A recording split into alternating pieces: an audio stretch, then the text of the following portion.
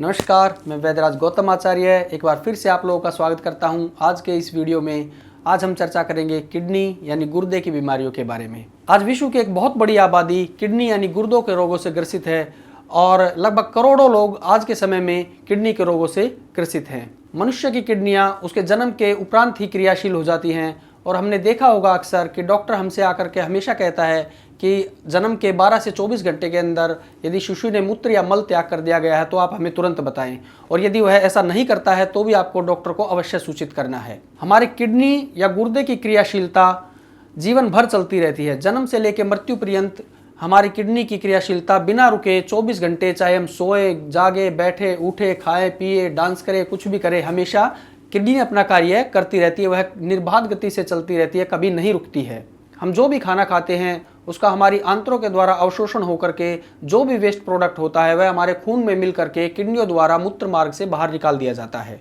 दोस्तों, जिस प्रकार हमारी गाड़ी में या हमारे वाहन में फिल्टर लगे होते हैं जो कि गंदी हवा या पोल्यूशन या पोल्यूटेंट को हमारे इंजन तक नहीं पहुंचने देते हैं, उसी प्रकार से हमारे शरीर में किडनी भी है।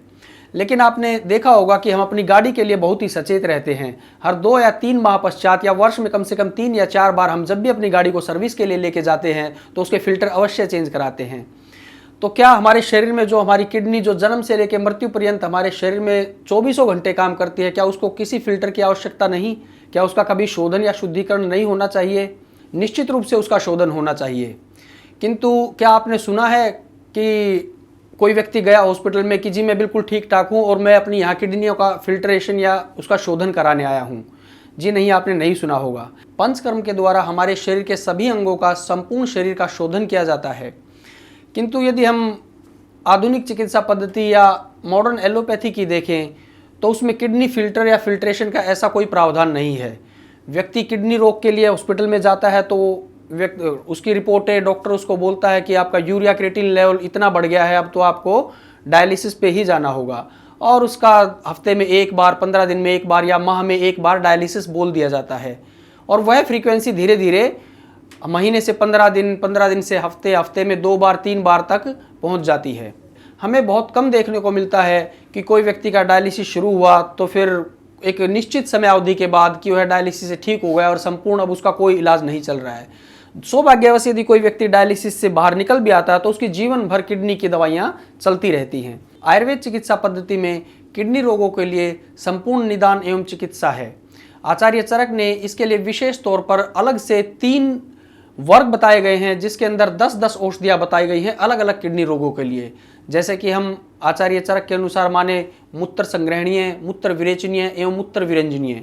यानी कि किडनी में यदि हम आज के परिप्रेक्ष्य में बात करें, एक अक्यूट रेनल फेलियर होता है, एक क्रोनिक रेनल फेलियर होता है जिसके अंदर किडनी शरीर के अवशिष्ट पदार्थों को फिल्टर करके शरीर से बाहर नहीं निकाल पाती है।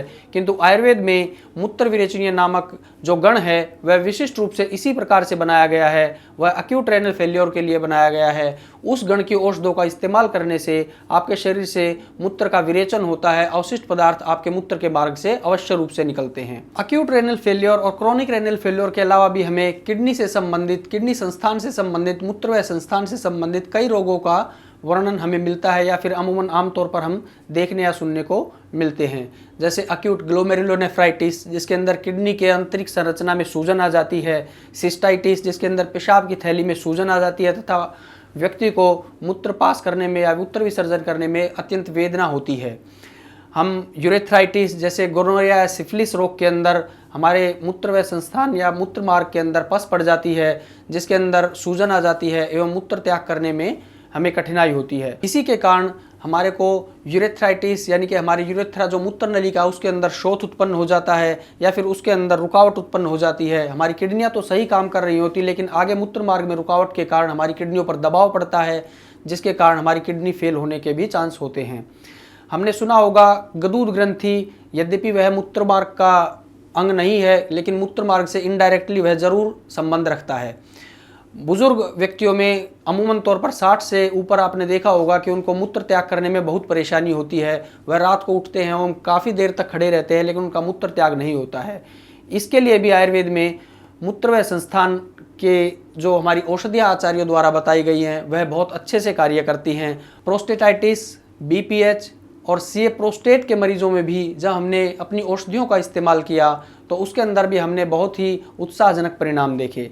उनके लक्षणों में तीव्र गति से सुधार हुआ एवं कई मरीजों ने हमें आकर के बताया कि आधुनिक चिकित्सा पद्धति के डॉक्टरों ने उनको ऑपरेशन की सलाह दे दी थी, किंतु 3 माह तक औषधि का इस्तेमाल करने से आज वह ठीक हैं, उनको यह समस्या नहीं रही है। एक और व्याधि मूत्रवय संस्थान की होती है मूत्रावरोध या रिटेंशन ऑफ यूरिन, जिसको हम कह देते हैं कि व्यक्ति को प्रेशर बहुत होता है एवं किन्हीं कारणों से, जैसा कि मैं पूर्वोक्त में बता चुका हूँ, चाहे वह किडनी में स्टोन की वजह से हो या किसी ट्यूमर की वजह से या फिर स्ट्रिक्चर ऑफ यूरेथ्रा या मूत्र मार्ग की नली में शोथ के कारण वहाँ अवरोध हो गया हो, उसमें भी हमारे मूत्र विरंजनीय संस्थान की जो कार्य करने वाली जो औषधें हैं वह बहुत अच्छा कार्य करती हैं। उनका क्वाथ बनाकर सुबह शाम 50 ml देने से बहुत ही आश्चर्यजनक परिणाम मिलते हैं। तो दोस्तों, अब बात करते हैं कि किडनी रोगों से किस प्रकार बचाव किया जाए, क्या क्या सावधानियां की जाए, अपनी जीवन शैली में हम किन आहार विहार का उपयोग करें ताकि हमें मूत्र से संबंधित कोई बीमारी ना हो।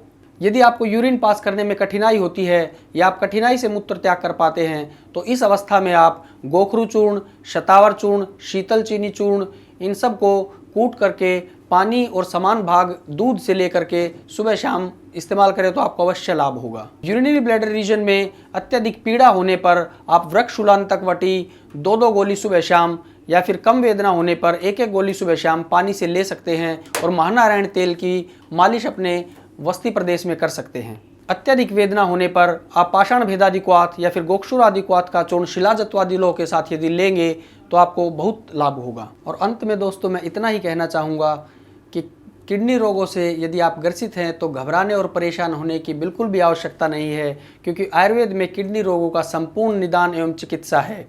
केवल 2 या 3 माह के कोर्स से ही आप अपनी किडनियों को डायलिसिस पर जाने से रोक सकते हैं, और यदि आपका डायलिसिस शुरू भी हो गया है तो आप उसकी फ्रीक्वेंसी को कम कर सकते हैं। यदि आपका 15 दिन में एक बार डायलिसिस होता है तो हो सकता है कि आयुर्वेदिक दवाइयों का साथ में इस्तेमाल करने से आपका महीने भर में हो और कुछ ही माह पश्चात आप डायलिसिस से बाहर भी आ जाएं। किडनी से संबंधित किसी भी परेशानी के लिए आप मुझसे आकर मिल सकते हैं। नीचे दिए गए हमारे नंबरों पर आप कॉल कर सकते हैं। निश्चित ही आयुर्वेद में किडनी से संबंधित हर रोग का इलाज है और निश्चित ही आप स्वस्थ होंगे। धन्यवाद। हमारे यहाँ ब्लड प्रेशर, मधुमेह, डायबिटीज, कब्ज, मोटापा, बवासीर, फिशर, सोराइसिस, गठिया, किडनी, जोड़ों का दर्द, थायराइड, दुबलापन, बालों का झड़ना, चर्म रोग, पथरी, प्रोस्टेट, माइग्रेन, नशा आदि जैसे असाध्य रोगों का आयुर्वेद पद्धति से इलाज वैद्यराज गौतम आचार्य के द्वारा किया जाता है। हमारा पता है C1920 मेट्रो बाजार complex, Nangloi metro station, Delhi 41। Mobile number हैं 9211 199 199, 9266 355 355। हमारी वेबसाइट है www.k21.in।